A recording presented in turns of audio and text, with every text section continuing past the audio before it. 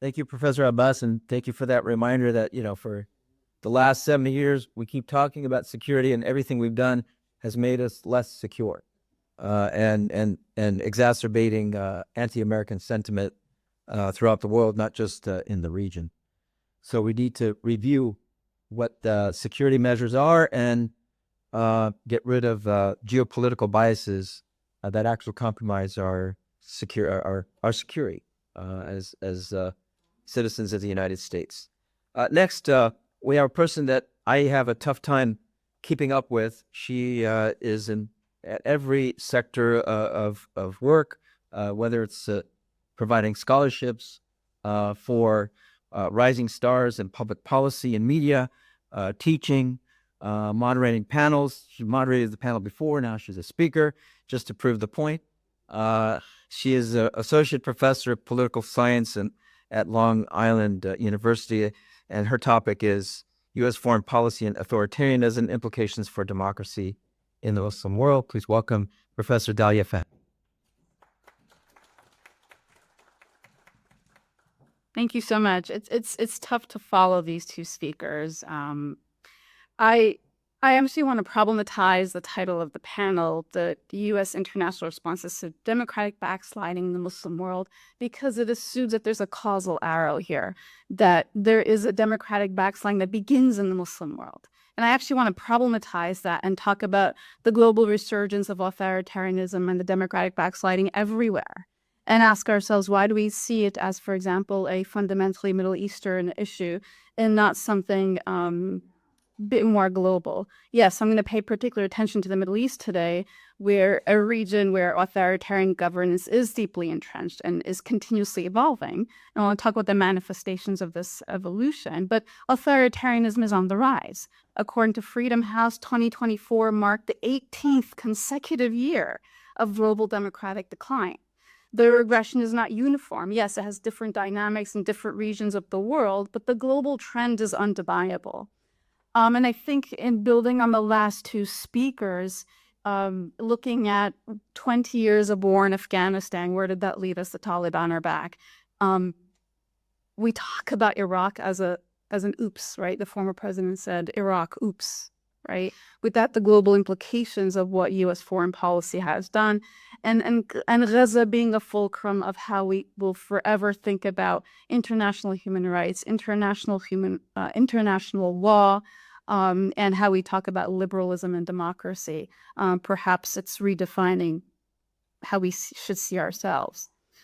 So how do we understand authoritarianism? Authoritarian regimes are characterized by the concentration of power in the hands of a narrow elite, often with limited political pluralism, constrained civil liberties, and a weak rule of law, something that we're being tested with here in the United States, where the last bastion is this rule of law. It's the only thing that we have left, basically. These regimes might be military juntas, absolute monarchies, or presidential autocracies, but they are not static. Today's authoritarian leaders do have this facade of democracy, elections, parliaments, constitutions, while hollowing out institutions from within.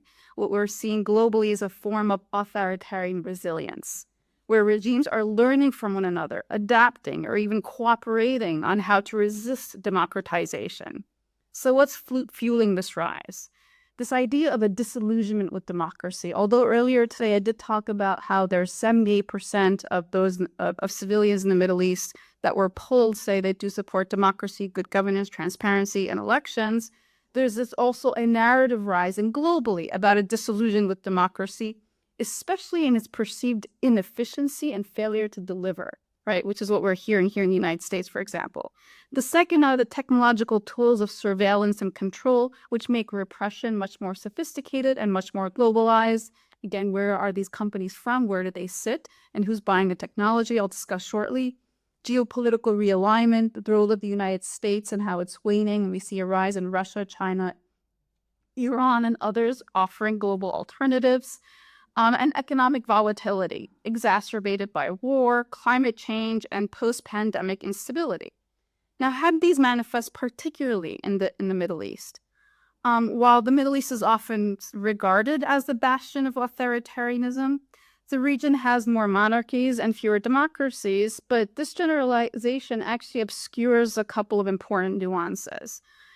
First is that in the Gulf, authoritarianism is, yes, monarchical, but these regimes have a traditional blend of legitimacy with oil wealth and coercive capacity. Let's take Saudi Arabia under MBS. Since 2017, it's consolidated power under the banner of reform, modernizing the economy, loosening social restrictions. But alongside Vision 2030, modernization has come with brutal repression. For example, the murder of Jamal Khashoggi, mass executions, the silencing of dissent. I'd be remiss if I didn't say, especially those moderates like Sheikh Salman Rada, who still is in prison. Whose son is the next speaker, by the way. Sorry. This is modernized authoritarianism, tech-savvy, reformist in rhetoric, yet uncompromising in control. Next, military and presidential autocracies. Egypt is another example. Since the 2013 military coup that removed elected President Mohamed Morsi, President Abdel Fattah el-Sisi has presided over one of the most repressive regimes in Egyptian history. We've been saying 60,000 political prisoners since 2013. We know today that there are actually more than that. Tens of thousands of political prisoners languishing in jail. Media is highly controlled. Actually, about 100% of the media is owned by the security apparatus, and civil society has been attempted to be decimated. Illiberal hybrid regimes and de-democratization. Tunisia was once heralded as the Arab Spring's only success story, but in 2021, President Kais Saied dissolved the parliament, assumed extraordinary powers, and rewrote the constitution. And so what we witness is a democratic backslide into personalized autocracy, not unlike trends we're seeing throughout the rest of the world, where it's personalized around a personality. And what about the new tools of control? Across the region, authoritarian regimes are increasingly using digital surveillance, cybercrime laws, and artificial intelligence to monitor dissent, both online and offline. Israel's Pegasus spyware, for example, has been used by multiple governments in the Middle East to target journalists and activists. What's common with all these regimes is that it's a strategic emphasis on stability, security, and national unity to justify the oppression. Now, these regimes often point to the failure of democratic transitions like Libya and Iraq and argue that only a strong man can protect against those failures. And what about the regional and global dimensions? The Middle East's authoritarian turn is not happening in a vacuum. It's embedded in global dynamics.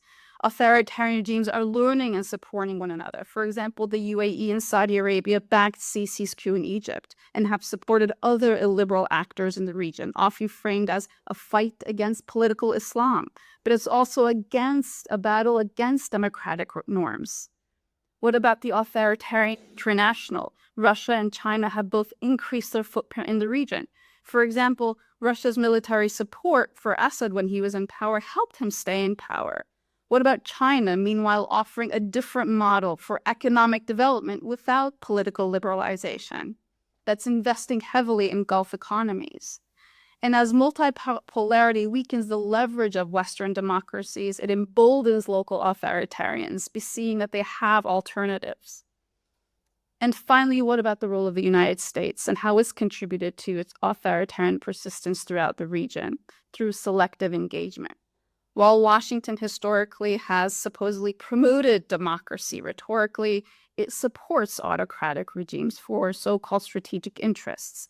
I remember when President Obama gave his final address to the UN General Assembly, he said that the U.S., when this, again, post-Arab Spring, the U.S. would put the full power of the military behind counterterrorism operations, the security of the State of Israel, Sinai and flyover rights, and access to the Suez Canal. But when it comes to things like democratization and human rights, these are things that will enter into discussion. And so it's that big distinction that happened right after the Arab Spring that says, wait, perhaps this notion of selecting engagement is not really about real democratization. And so what are the implications of U.S. foreign policy then? Well, we're in a strategic dilemma. We talk about realpolitik versus normative values, but is it really about normative values? What about the declining leverage of the U.S. in the region and the rise of China and Russia? Authoritarian regimes have alternatives. And what about weaponized stability? Stability is also often seen as fragile and repressive. You know, for years, I think my first CSID conference was in 2005 when I was a grad student. And since back then, I think every time I spoke, I say the same thing, that we have in the United States seen democracy and authoritarianism as two sides of the same coin. We would rather the so-called stability of authoritarian repression rather than the uncertainty of democracy. But what we do know since the Arab Spring is that the uncertainty of democracy is actually how you get to long-term stability, rather than repression that actually leads to increasing instability. And yet we refuse to update our repertoire when it comes to that. What about credibility and soft power? What about the challenge of democratic solidarity? What we saw happen a couple of weeks ago when President Trump visited the Gulf has significant influence on, I think, the future of U.S. foreign policy in the Middle East, because it actually solidified transactional diplomacy and a regional realignment and its recalibration to that we are not even beyond the kind of conversation of norms and democracy versus realpolitik. Rather, there is a shift towards transactional diplomacy. In this recent visit, President Trump emphasized economic partnerships, not necessarily security partnerships. He talked about arms deals, energy investment, infrastructure projects that are not just to benefit, I think, the United States, but more so himself and his family. The approach underscores a strategic move away from U.S. advocacy for democratic reform, moving towards this pragmatic insistence on mutual economic gain. What about re-engagement with Iran and the other Gulf states and how they caution this move? What about the controversial Gaza proposal and the regional response? What about the U.S. Houthi ceasefire and Israel? What about ethical concerns over business dealings and what they blur in terms of lines between personal and national interests?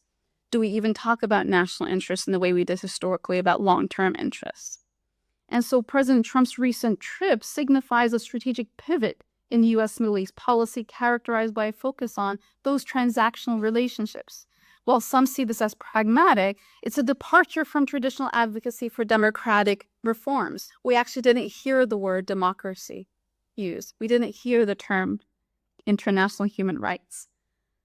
And so to conclude, authoritarianism is resurging globally, but especially so in the Middle East, where regimes have adapted to new realities, employing technology, manipulating elections, and coordinating with like-minded allies.